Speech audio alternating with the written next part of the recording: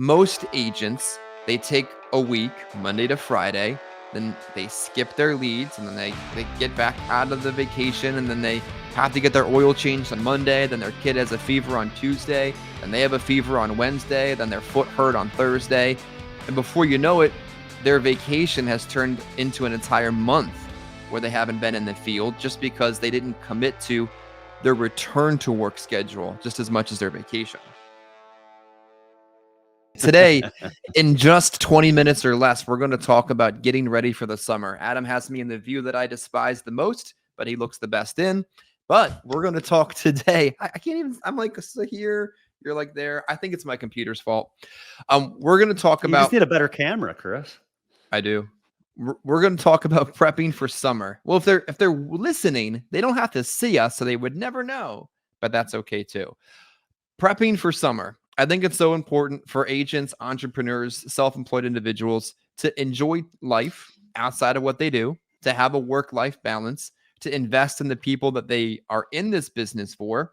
But that requires preparation. I see so many agents, Adam, as soon as the weather gets nice, they skip leads, skip training, skip communicating, and skip their way out of the business because they didn't plan for the summer. So what do you think are some important ways that people can prepare as the weather gets nice? You know, it's kind of funny because I love when summer comes around. Like, I prefer working in the summer over the winter. I think there's more positives than negatives when it comes to the fact that it's getting nicer out, and well, we're going to have more hours of daylight. So that just means that there's going to be time to have more opportunities, sit with more people, make more sales, catch up with people that in the winter time makes it much more difficult to be able to catch up with. People that are working during the day, where the only time you can reach them is in the evening or on a weekend. Well, in the winter time, well, the only time you might be able to reach them is on a Saturday. But in the summertime, well, heck, after 5 o'clock at night, there's a good chance that you can catch them. So I think that no, I love working in the summertime, and it's just nicer out. You know, don't have to worry about it being too cold out, and I don't know, just maybe it's a mindset thing for me. I'm just in a much better mood in the summertime too. Yeah, I think that for every agent that says they can't work in the dark, like daylight savings literally diminishes their production. If you're going to have that opinion, and that's your right, I guess, as a self-employed business owner, you should be equally maximizing that time during the summer. Like if you really are saying to yourself, I got to go home as soon as it's dark in the winter, that means you're home at like 3 o'clock. Doesn't make a lot of sense. Then you got to be out there late in the summer or find a happy medium between the two. It can't be one extreme and the other. The same way that you should be maximizing your time in the summer to be able to enjoy summer and have time off and spend time with the family. I think when you're maximizing your field time, doesn't it make your off time more enjoyable? Sometimes. Like, well, this past weekend, I would say an example. I mean, more off time, but I pretty much spent the whole weekend just working in the yard, just doing a lot of stuff around the house and catching up on a lot of those things. But again, it gives me more time for things like that too, that just needed to get done. I feel like I probably pulled like 50,000 weeds yesterday in the back part of our yard. Just it's like all landscape with mulch and stuff, but just I don't know, the weeds were there before the house was here, and they just keep coming back. So yeah, they're annual weeds. Yeah, but like I said, more time for just anything really. But yeah, the luxury of our business being able to kind of figure out our schedule, and as long as we're disciplined with our time, definitely we have a lot more time to do other things as well. Not just the hard labor stuff like I was doing all day yesterday and the day before, but more time to spend with our family and enjoy the summer. And I mean, God, every day I feel like my kids they are getting older, but they're just looking older. And it's so funny, people older than me always saying, yeah, the time just goes so fast. And I see it, my 17-year-old, I feel like he was just, he looked just like my 4-year-old now, and all of a sudden he's 17. So time just really does fly. So we do want to, we don't want to kill ourselves out there working. Let's organize our time so we can have time for both. Yeah. One of the things that I thought was a really, really valuable tip that I didn't come up with was that when you're taking vacation time, especially in that early phase of your career, where you might not have renewals, residuals, overrides, significant savings, that taking vacations midweek to midweek is strategically safer, where you might work Monday, you might work Tuesday, you take Wednesday to Wednesday, and then you're back by next Thursday or Friday. So you're not creating entire weeks of inactivity where you don't have the savings or the stability to be able to do that. And I think too, with a lot of the places people like to vacation, it's probably cheaper to vacation Wednesday to Wednesday instead of like Monday to Friday. That'd be my guess. Yeah, that makes some sense. I don't know. I've never really thought that too far into it when planning a trip, but I guess we probably usually do take off on like a maybe like a Thursday and get back on like a Tuesday or a Wednesday. So Mhm. yeah, it makes sense.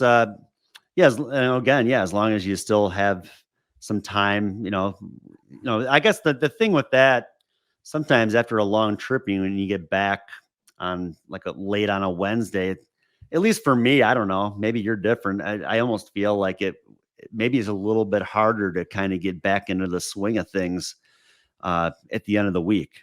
Like It- I might not do a whole lot out in the field until like that following week then. But I think everybody's maybe a little bit different with that. Yeah, I think it's challenging and it's great to talk about with the few minutes we have today that after time off, what's so important is going right back to work, whatever that looks like. Like if you commit to saying, all right, we're going to be away Wednesday to Wednesday, I'm taking off Thursday to regroup and reorganize, and my ass is going to work Friday, you got to do it. Like, I'm not saying you have to instantly get off the plane or get out of the car and get into the field. That might not work, even though I've done it at times. It might not work, but you got to commit to doing something.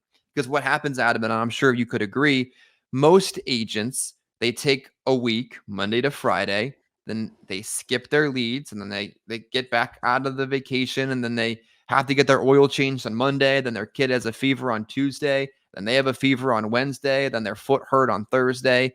And before you know it, their vacation has turned into an entire month where they haven't been in the field just because they didn't commit to their return to work schedule just as much as their vacation.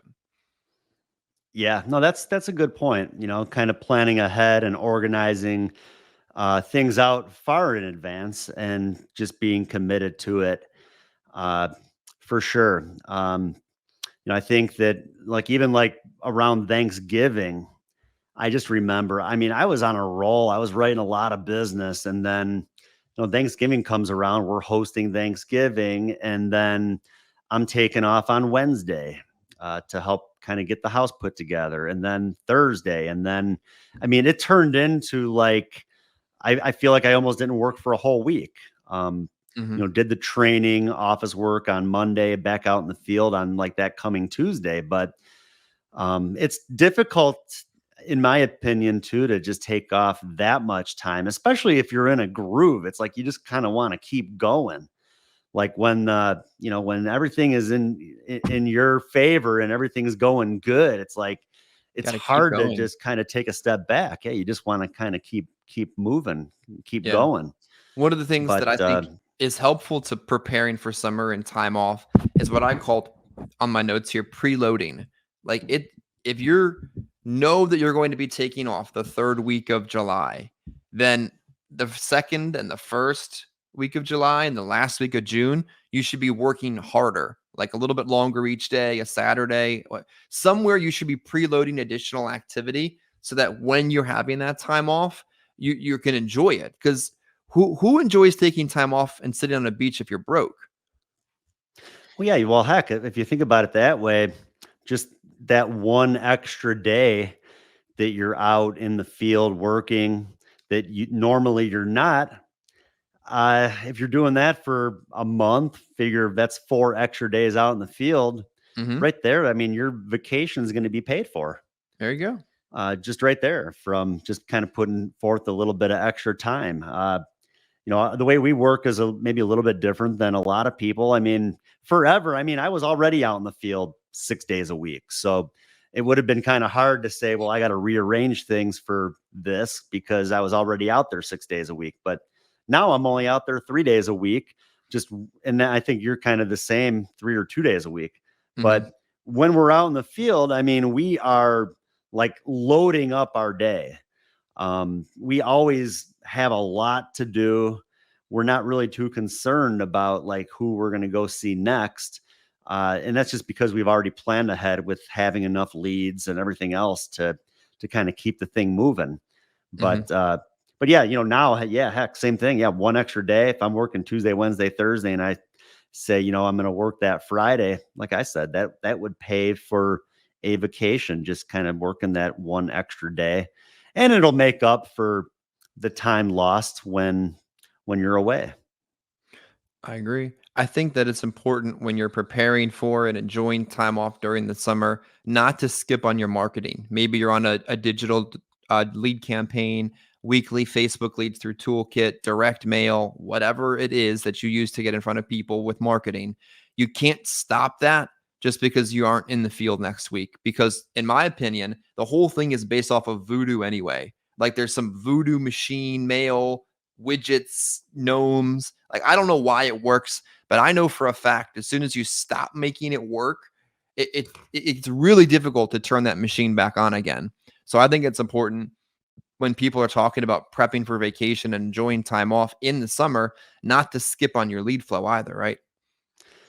No, yeah, you never want to take a week off of ordering leads. And sometimes I think people might think that, well, in 6 weeks, I'm not going to be working. So I guess I shouldn't order in a month or whatever. No, you want to always be placing the lead order. Don't even think about the fact that there's going to be a week that you're not going to be around. Just keep placing the lead orders. Even when you're on vacation, place the lead order.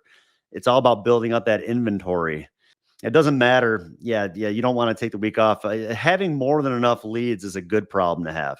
So Yeah. you never want to short yourself to the point where you're, sitting around twiddling your thumbs trying to figure out what am I going to do this week. Yeah, I think that what people enjoy when they didn't skip on their leads and their marketing is that after a week off, you're going to be a little rusty. You're not going to be at the top of your game, unfortunately. You're going to need to work out a little bit of the kinks, but having double the amount of people to see means you're going to have a decent week no matter what. You can't go into the field with 40 leads if you're working 20 a week and bum it out. Like that's not going to happen.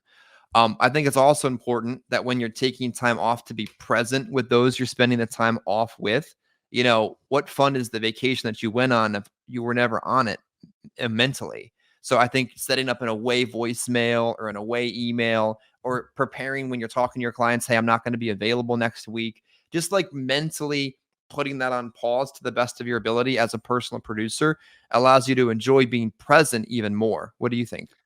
That's a good idea. I might have to try that. No, seriously. I mean, that's the thing with our business. I feel like even when I'm on vacation, I'm always working. Mm-hmm. As much time, much as I try to take the time off, it's tough. We always have different things going on, but I think too, it's a little bit different when we're working with agents.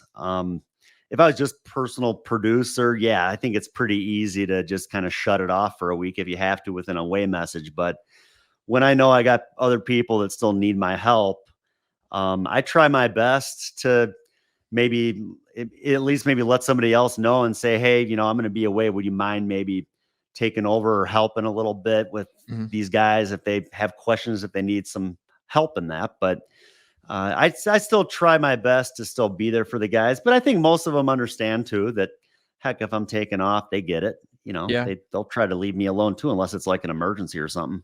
Yeah, I know. I took time in March, and because we have built a pretty stable agent core of people that are willing to give back without having to make money back off of other people, there's a balance to it.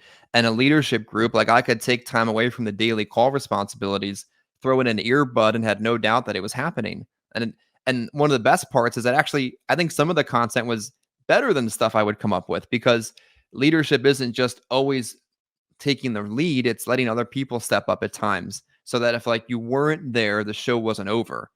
Maybe I'm not explaining that properly, but I think so many people think that they have to be the center of attention all the time, but you're not developing anyone to replace you if something ever happened to you. Like it has to be bigger than just one character, don't you think? Well, yeah, for sure. But it's good that we have a pretty good group of people that are able to kind of step in and help. I know the week that you were talking about that you were gone. I mean, I know I handled one day. There were two or three other people, I think, too, that handled a Hmm. few of the other days, and it was smooth sailing. I Yeah. mean, we didn't miss a beat. Everybody enjoyed it, and but like I said, I mean, I think that that's what I like is just kind of being involved with a group where everybody's in it together. And like I said, I mean, heck, there's a lot of people involved in the group that are just willing to share with others, willing to provide and help others without expecting anything in return. And even those that maybe are part of an upline and things like that. I mean, I don't feel like we're involved with a group where people are thinking about that sort of thing.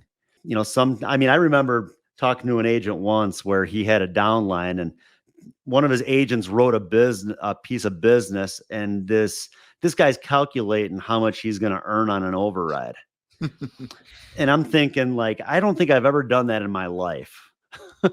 Like, I just do what I can to help people and watch them succeed, and they're successful, and heck, the money comes in. But yeah, I never really think about what I'm getting out of it. And I feel like that's really where we're at with our group. We don't really have people that are really out there always thinking about what's in it for me. Yeah, I think it's a balancing act between people and profit. Like the agency has to be profitable, otherwise it can't do anything for anybody, can't grow. Like you gotta, but you gotta invest in the person first. Like if all I was worried about was my override, I would never know, like learn other things about them. Like if all you're worried about is what you're making off of them, what motivates them? And you won't make anything if they're not motivated. Like there is a two-sided coin to people and profit, I believe. To wrap up, as we talk about preparing for summer and vacations and time off and time on, what are some of your favorite vacation spots you've been on, either on a carrier trip or just on your own? I would say my favorite carrier trip was actually it was to a resort outside of Punta Cana in the Dominican. They called it like it was like a gated area. It was called Cap Cana. It was really nice. It was the carrier I was with. It was like their 50th anniversary, and it was all inclusive and just beautiful resort. Our room was awesome, overlooking the ocean. That was probably my favorite carrier trip. I'm just a much bigger fan of like the warm weather destinations. I'm in Chicago. It's cold enough throughout more than half of the year. So, like when I'm taking a trip, why would I want to go somewhere that's going to be cold? Like Yeah. we did, one of the carriers I was with, we did an Alaskan cruise one fall. It's like whoop de doo. Like let me shiver on a cruise ship. I'd rather be on a cruise ship, like going to the Bahamas or something where I can just lay out on the deck and, have a couple margaritas and lay out in the sun. Yeah. Let me But get more cold. Let me commute to yeah, being yeah. colder. So like, I'm always about the warm weather. Our family in the past, my wife and her family, they've rented out like a beach house in the past down in Florida, and yeah, we haven't done that in a few years, but yeah, for a while, every single year, we would just all be chipping in, and we would, we just all spend the week at this beach house where, I mean, you step out the back door and you're just 50 feet from the ocean, and but that's my kind of vacation where I can just kick back and relax. I don't need to be doing like 100 different things. I like to like I work enough. Like I don't want my vacation to feel like work. Yeah. I want to be able to relax and just kick back and listen to some music and just kind of enjoy some peace and you know enjoy life. There we go. In under 20 minutes, prepping for the summer, some actionable practical suggestions on how you can make sure you don't fail out just because you took a week off, and then some vacation recommendations from your very own Adam Bursan. Like, comment, and subscribe. Follow, share. This grows a little bit every day, and these are real people, not bots, and we appreciate your contributions in doing so. Sounds good. Thanks, Chris.